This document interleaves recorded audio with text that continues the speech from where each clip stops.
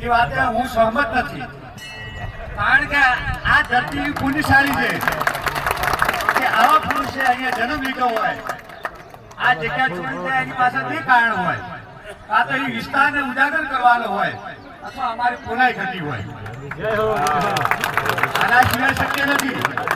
નરેન્દ્ર દાદા એ વિસ્તારમાં આપણા જેવા ઘણા વીર પુરુષો બિરાજમાન છે, તો એક પુરુષને અહીંયા રાખો. કોઈ ઘટતું નથી, અમારે ઘટે છે. આ તમે આજ જે મેળાવડો જુઓ છો છે, શિવના આશીર્વાદ હશે, દેવનાથજીના આશીર્વાદ હશે, આ મેળડીના આશીર્વાદ હશે, કુળદેવીના કાળકાના આશીર્વાદ હશે.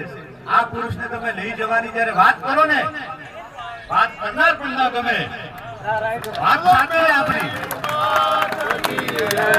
ભગતે એક વખત મને વાત કરી કે સુંદરસિંહ આ વિસ્તારને કદર નથી.